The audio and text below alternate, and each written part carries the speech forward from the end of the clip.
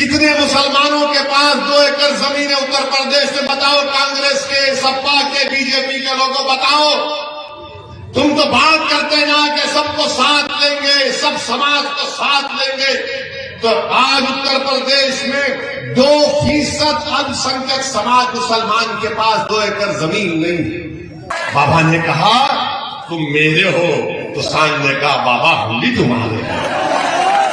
बाबा ने कहा तुम्हारा मेघ है, जाओ जाओ खेत साफ कर दो, किसान को बर्बाद कर दो, मैं हूं ना।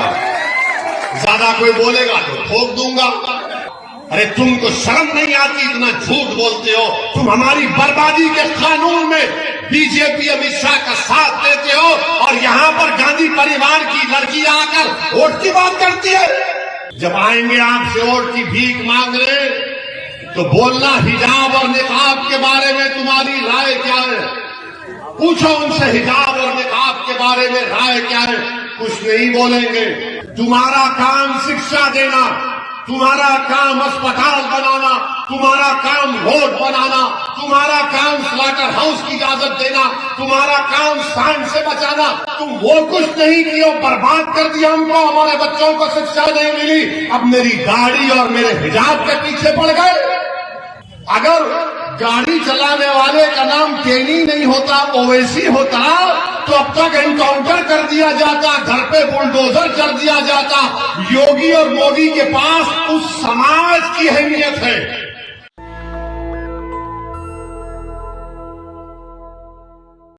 हम आपको ये बताने आए हैं कि 3 तारीख के दिन आप तमाम से हम ये गुजारिश करने आए हैं कि आप अपना वोट, अपना मतदान में हिस्सा लीजिए, और मजलिस इत्तेहादुल मुस्लिमीन भागीदारी परिवर्तन मोर्चा के साथ मिलकर गरीब, मजलूम, पिछड़े अवाम के हक के लिए लड़ रही है।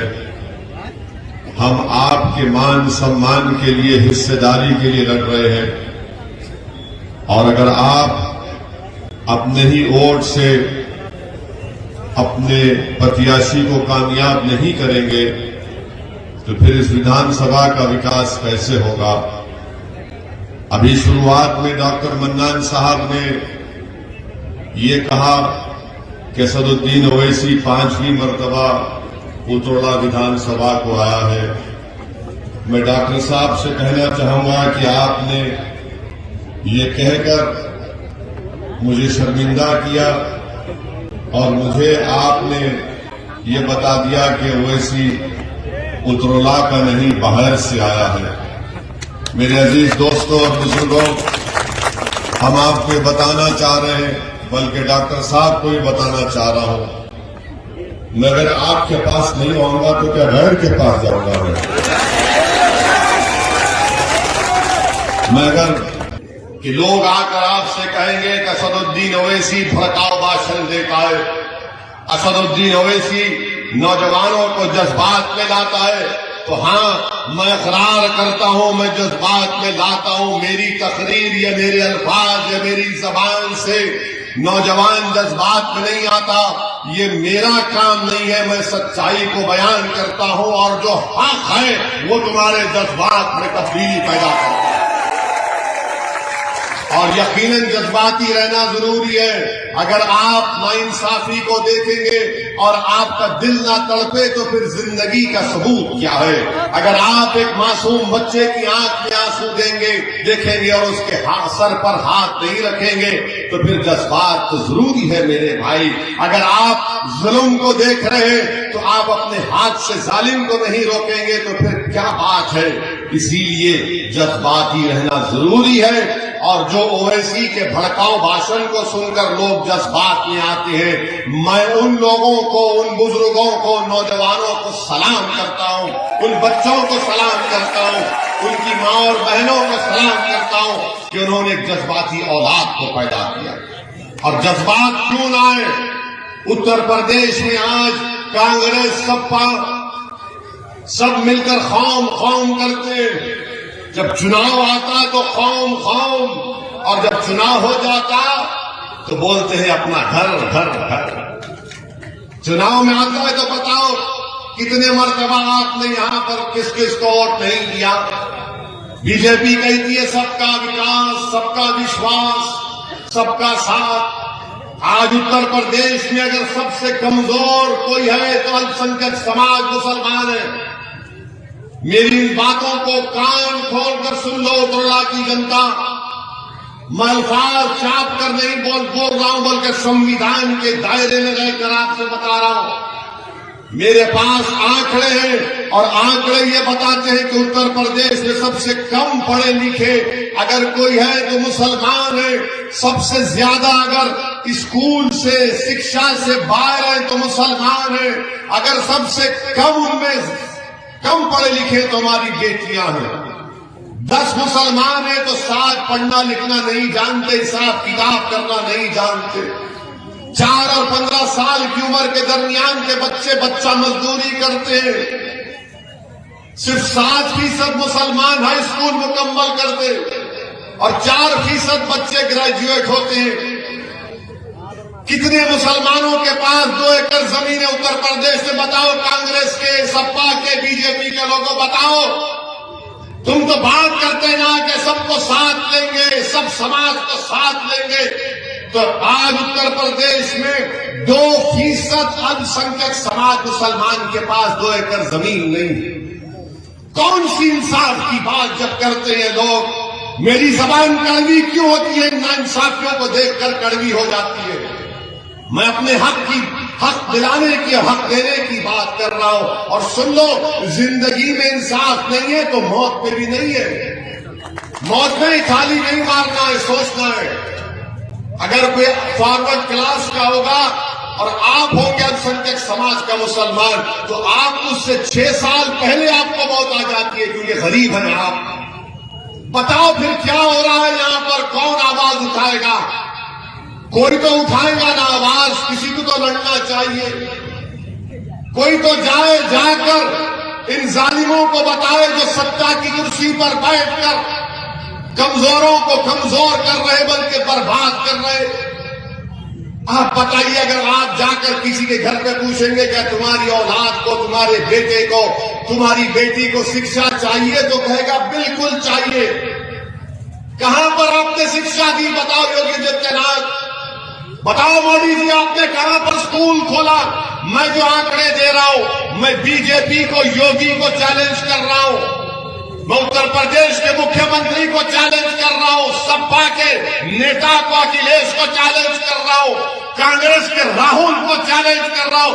अगर तुमको मेरे आंकड़ों पर भरोसा नहीं है तो एक वक्त और मुकाम बता दो, तुम 10 मिनट मेरे सामने नहीं बैठ सकोगे। मैं सच्चाई का बयान कर रहा हूं। वोट तो ले लेंगे मगर उसके बाद आपके बच्चों को और आपको भूल जाएंगे। कोई कहेगा कि ओवैसी तुमने हैदराबाद में क्या किया? तो हमने हैदराबाद में, हमारे 7 विधायक हैं, कोई मंत्री नहीं है, सत्ता में नहीं है। हमारा मेडिकल कॉलेज है जिसमें 150 मुसलमान बच्चे और बच्चियां हर साल डॉक्टर बनकर निकलती है। इंजीनियरिंग कॉलेज है जिसमें 250 मुसलमान बच्चे और बच्चियां इंजीनियर बनकर निकलती है। MBA कॉलेज है, MCA कॉलेज है, नर्सिंग कॉलेज है, फार्मेसी कॉलेज है, आर्किटेक्चर का कॉलेज है। 2-2 अस्पताल है बड़े बड़े जिसमें कम पैसों में इलाज होता है। ये सब कैसे बना? कोई आसमान से आकर नहीं दिया, ये सब आपने दिया था। आपने हमको विधायक बनाया, हमने काम किया। ये काम उत्तर प्रदेश में नहीं हो सकता था। आपने जिसको विधायक बनाया उसने अपनी जेब को मोटा किया। जिसको आपने विधायक बनाया वो मंत्री बन गया। जिसको आपने वोट डाला वो मंत्री बन गया, मुख्यमंत्री बन गया। बताओ तुमको क्या मिला? इसीलिए ओवैसी से नफरत करते हैं, क्योंकि मैं जज्बात में लाने के लिए नहीं, आपको पैगाम दे रहा हूं। तुम्हारे को क्या मिला मुझे बताओ? क्या मैं ये कह रहा हूं कि मैं उत्तरला में आसमान से तारे तोड़ कर ला कर दूंगा? मैं नहीं कह रहा। मैं कह रहा हूं जमीन पर जो सबको मिल रहा है, मेरी औलाद को भी मिले, मेरी बेटी को भी मिले। यही तो हमारी लड़ाई है। और मुझे यकीन है कि अगर आप डॉक्टर अब्दुल मन्नान साहब को विधायक बनाएंगे तो उत्तर प्रदेश की विधानसभा में जाकर आवाज उठाएंगे, लड़ेंगे। ये हमारे मसाइल हैं। इतना बड़ा उतरला विधानसभा है, खाली 3 डिस्ट्रिक्ट के हॉस्पिटल है, स्लॉटर हाउस नहीं है। क्यों नहीं देते परमिशन बीजेपी वाले? क्यों नहीं दिया कांग्रेस ने? क्यों नहीं दिया बसपा ने? आप बताइए, रोड नाम की कोई चीज नहीं, खड्डे हैं पूरे यहां पर।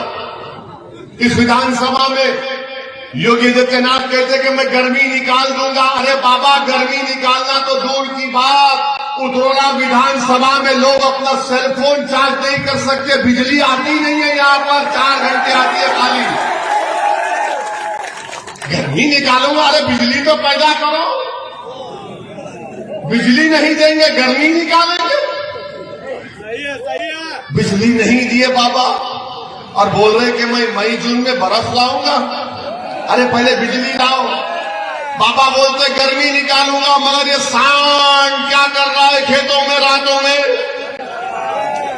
बाबा ने इनको छोड़ दिया, आशीर्वाद दे के जाओ, खाओ, तुम्हारे बाप की जमीन खा लो। बाबा ने कहा तुम मेरे हो, तो सांड ने कहा बाबा हम भी तुम्हारे हैं। तो बाबा ने कहा तुम्हारा मेघ है, जाओ जाओ खेत साफ कर दो, किसान को बर्बाद कर दो, मैं हूं ना। ज्यादा कोई बोलेगा तो ठोक दूंगा।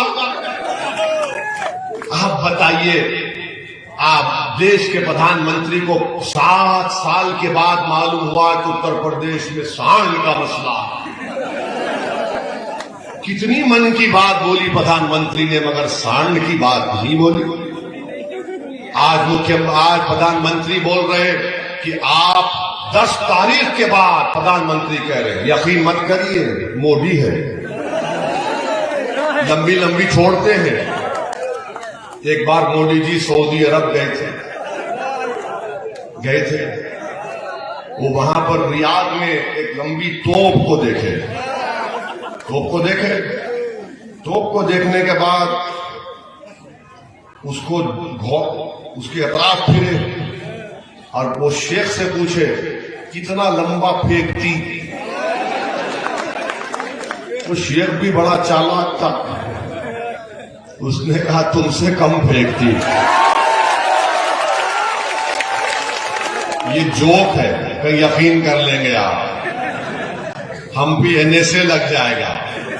बाबा बोलेंगे हैं ऐसा बोला, इसको जाओ जेल में डालो, जेल में हम जाने तैयार हैं, हम मरने तैयार हैं। मगर आप बताइए, आज मोदी जी कहते हैं कि मैं जो युवाओं को 70 लाख नौकरी का वादा किया था वो नहीं दिए।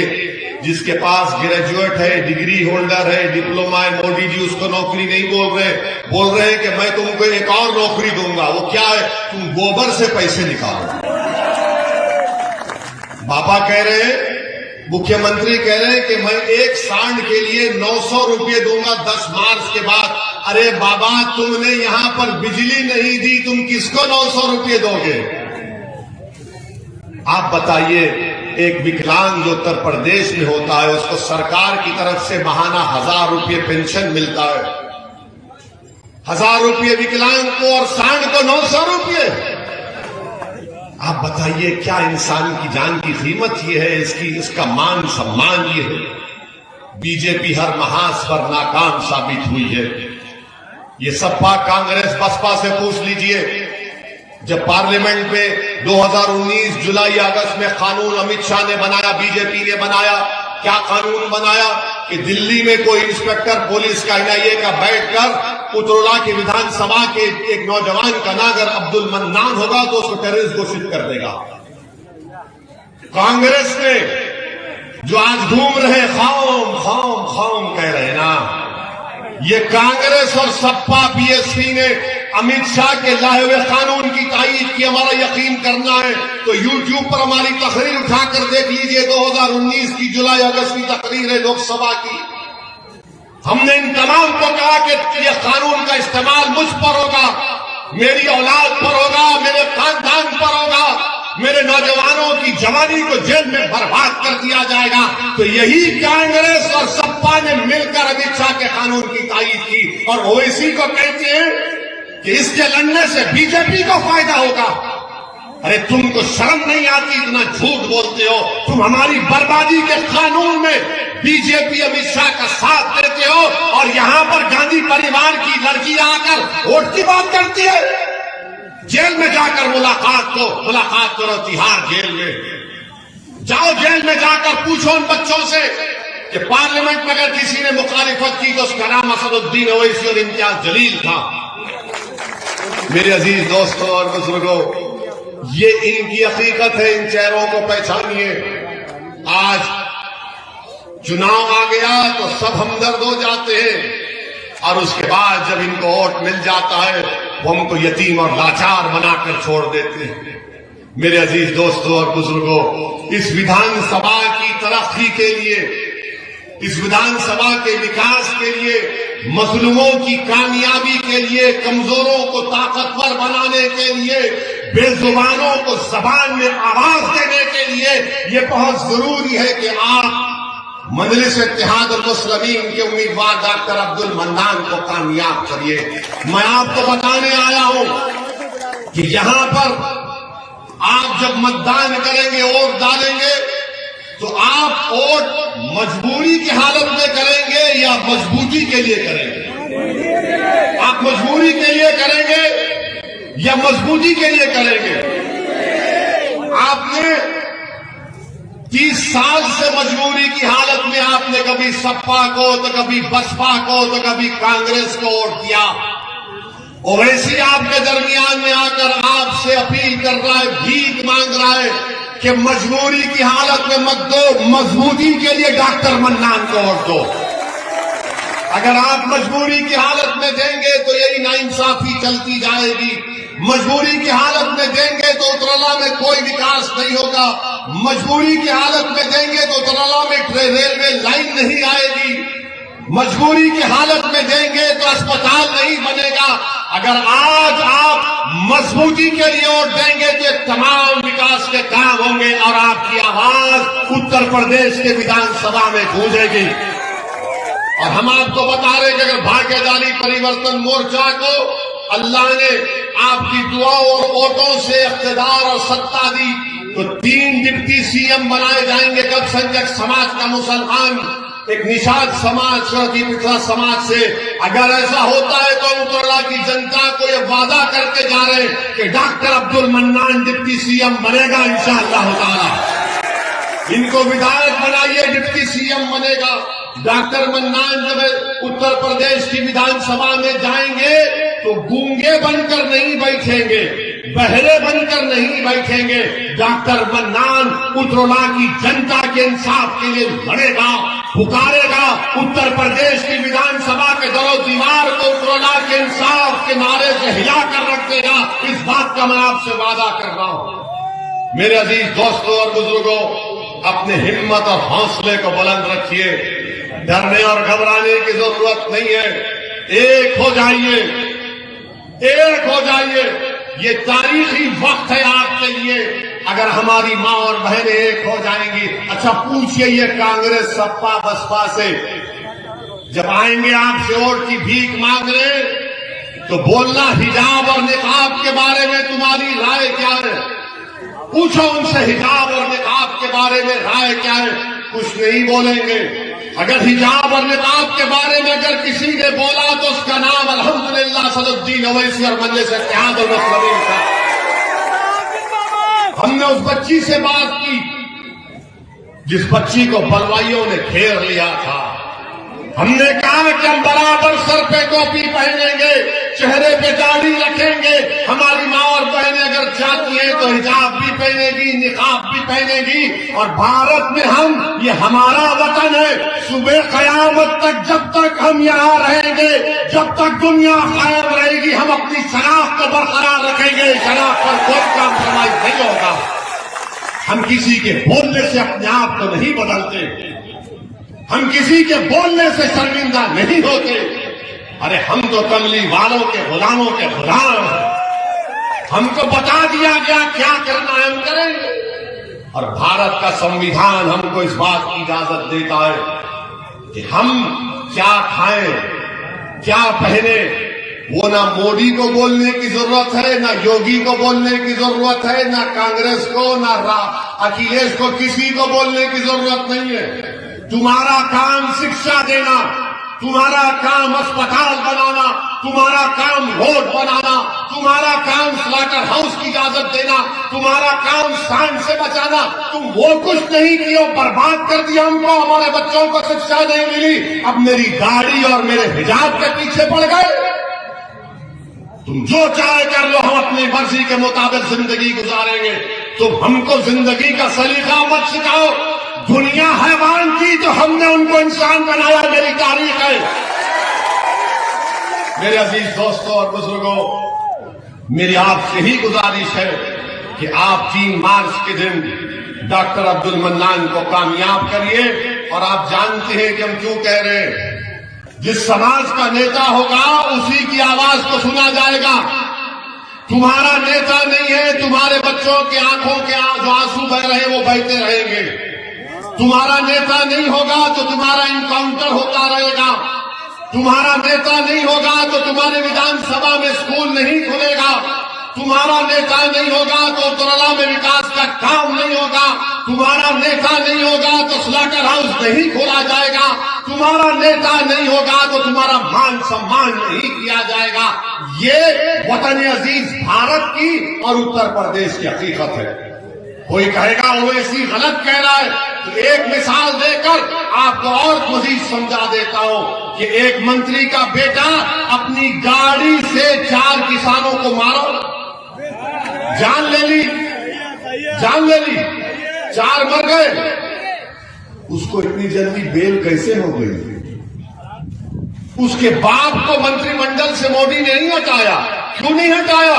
क्योंकि उस समाज का वोट चाहिए। अगर गाड़ी चलाने वाले का नाम तेनी नहीं होता, ओवैसी होता, तो अब तक एनकाउंटर कर दिया जाता, घर पे बुलडोजर कर दिया जाता। योगी और मोदी के पास उस समाज की अहमियत है। हमारी गाड़ी पर गोलियां चलाई गई, लोगों ने कहा मत जाओ, तुम्हारी जान को खतरा है।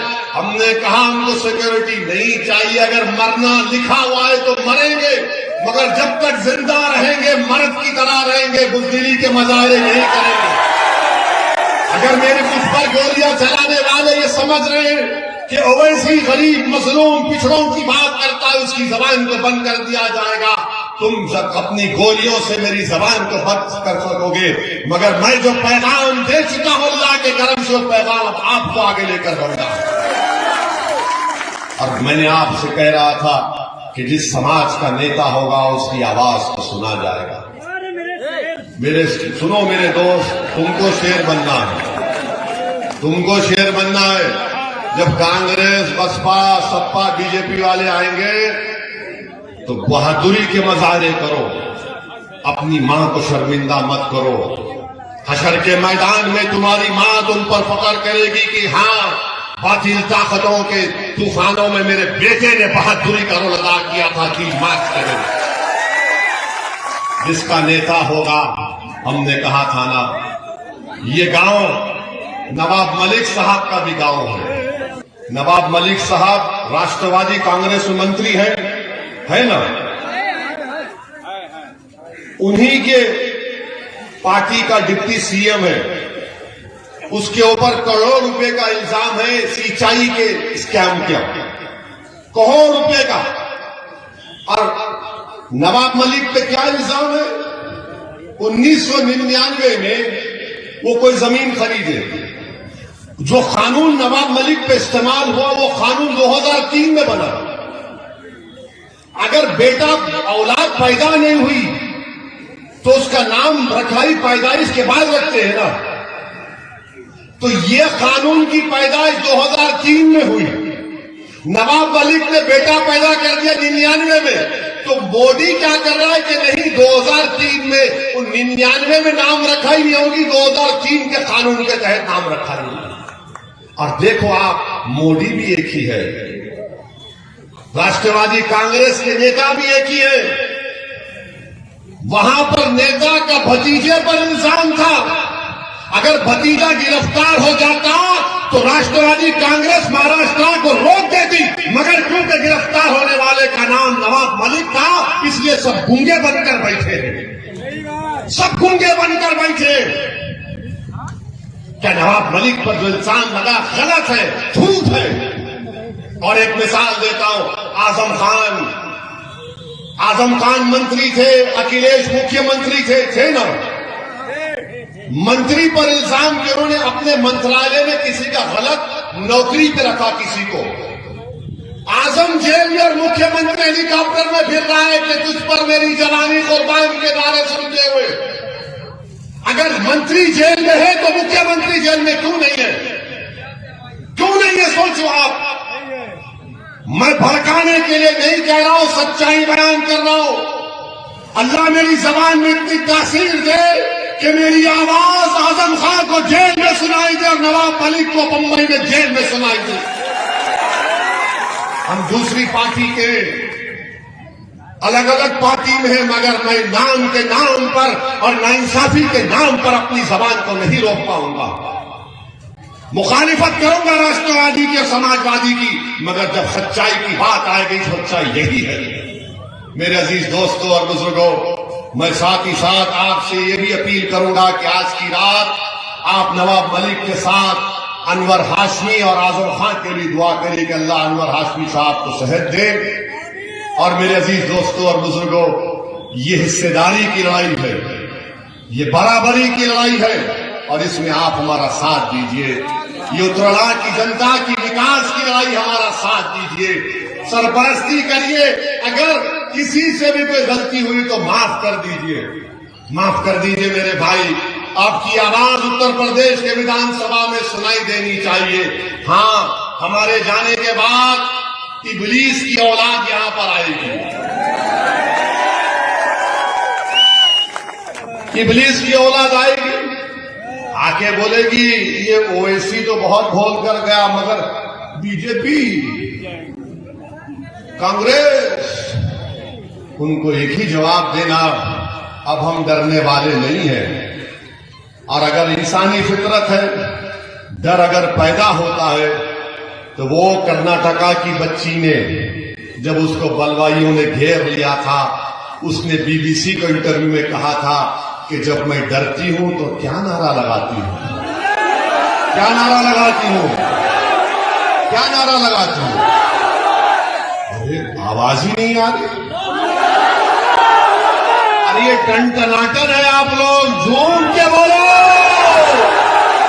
मस्त होकर बोलो, मजबूत होकर बोलो, एक होकर बोलो, पूरा उजाला बोले, पूरा यूपी बोले, पूरा देश बोले। सलाम अलैकुम। नेशनल दस्तक की आपसे गुजारिश है कि अगर इसको बचाना चाहते हैं तो नेशनल दस्तक को सब्सक्राइब करने के लिए रेड कलर के सब्सक्राइब बटन को दबाएं, फिर बेल आइकन की घंटी दबाएं। नेशनल दस्तक को बचाने के लिए बहुत जरूरी है कि हर खबर को शेयर करें, लाइक करें, कमेंट जरूर करें।